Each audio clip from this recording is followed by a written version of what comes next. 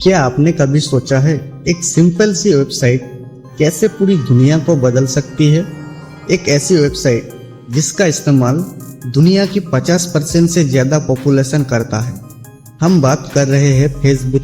लेकिन क्या फेसबुक सिर्फ एक सोशल मीडिया प्लेटफॉर्म है या फिर एक डेटा का समुंदर जिसमें हम सब फंसे हुए हैं? आज की इस वीडियो में हम फेसबुक की शुरुआत से लेकर उसकी मेटा बनाने की पूरी कहानी को और उनके बिजनेस मॉडल को डिटेल्स में समझेंगे। तो चलिए वीडियो को शुरू करते हैं। वीडियो शुरू करने से पहले आपको बता दूं, चैनल को सब्सक्राइब कर लीजिए और वीडियो को लाइक शेयर करना मत भूलिएगा। कहानी शुरू होती है साल 2003 में। हार्वर्ड यूनिवर्सिटी के एक हॉस्टल के रूम से मार्क जुकरबर्ग ने पहले फेसमास्क बनाया था जो थोड़ा कंट्रोवर्शियल था। फिर 2004 में उन्होंने लॉन्च किया द फेसबुक नाम से एक वेबसाइट। शुरुआत में यह सिर्फ हार्वर्ड के स्टूडेंट के लिए था, लेकिन इसका क्रेज इतना बढ़ा कि देखते ही देखते ये दूसरी यूनिवर्सिटी में भी फैल गया। इस वक्त मार्क जुकरबर्ग का मकसद पैसा कमाना नहीं बल्कि लोगों को कनेक्ट करना था।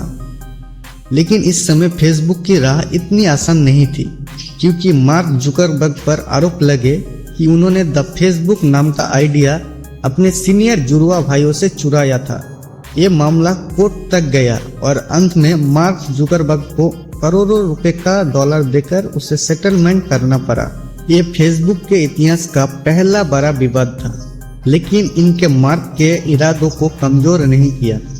उन्होंने सिलिकॉन वैली के बड़े इन्वेस्टर से पैसे जुटाए और फेसबुक को कॉलेज से बाहर निकलकर पूरी दुनिया के लिए खोल दिया। फिर 2005 में फेसबुक में से दा हटाकर उनका नाम सिर्फ फेसबुक रखा गया और मार्क जुकरबर्ग बहुत बड़ी स्ट्रेटेजी अपनाई।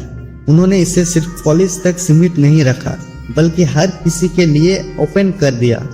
2009 में फेसबुक ने लाइक बटन को ऐड किया। आपको लग सकता है कि ये सिर्फ एक बटन है, लेकिन असल में ये एक मनोवैज्ञानिक हथियार था।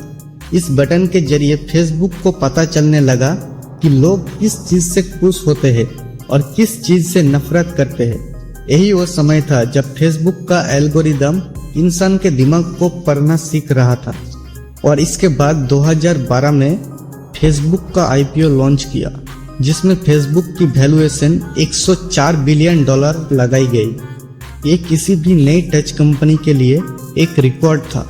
लेकिन सवाल यह था कि बिना कोई सब्सक्रिप्शन फीस लिए फेसबुक इतना पैसा कमा कैसे रहा था। और इसी समय फेसबुक के शेयर होल्डर्स का दबाव बढ़ने लगा कि अब फेसबुक को मुनाफा कमाकर दिखाना होगा। यही से फेसबुक ने अपने न्यूज फीड को एक एडवर्टाइजिंग मशीन में बदलना शुरू किया। अब आते हैं सबसे इम्पोर्टेंट पार्ट पर। फेसबुक के पास एक अवतार है। आप क्या लाइक करते हो, आपका एज क्या है, आप कहाँ घूमने जाते हैं, आपका ये सब डाटा फेसबुक के पास होता है। चलिए आपको एक एग्जांपल से समझाता हूँ। अगर आपने गूगल पर कोई पैंट या फिर शर्ट सर्च किया तो फेसबुक आपको पैंट या फिर शर्ट का ही एड्स दिखाने लगेगा। और ये सब एड्स दिखाने के लिए बड़े बड़े कंपनी फेसबुक को मोटा पैसा देते हैं, क्योंकि फेसबुक उन्हें वही ऑडियंस दिखाता है जो उनका प्रोडक्ट खरीदना चाहता है। इसे कहते हैं माइक्रो टारगेटिंग एडवर्टाइजिंग।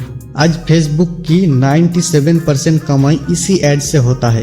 यानी आप फेसबुक का इस्तेमाल नहीं कर रहे हो बल्कि फेसबुक आपका इस्तेमाल कर रहा है, क्योंकि मार्क जुकरबर्ग को पता था कि अगर कोई नया ऐप उसे टक्कर देगा तो वो उसे खरीद लेंगे। और इसलिए 2012 में इंस्टाग्राम को $1 बिलियन में खरीद लिया, जो उस वक्त बहुत बड़ी बात थी। फिर 2014 में व्हाट्सएप को $19 बिलियन में खरीद लिया। और इससे क्या हुआ कि सोशल मीडिया पर फेसबुक की मोनोपोली बन गई, क्योंकि अगर आप फेसबुक पर एक्टिव नहीं हो तो फिर इंस्टाग्राम पर होंगे, अगर इंस्टाग्राम पर नहीं होंगे तो फिर व्हाट्सएप पर होंगे।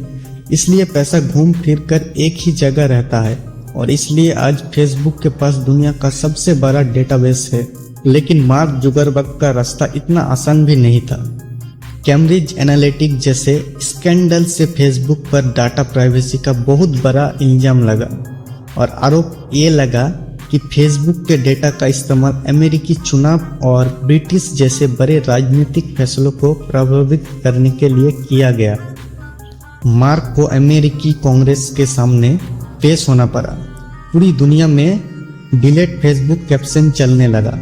मार्क की इमेज एक टेक जीनियस से बदलकर ऐसे विलेन की हो गई जो सिर्फ मुनाफे के लिए लोकतंत्र को खतरे में डाल रहा था।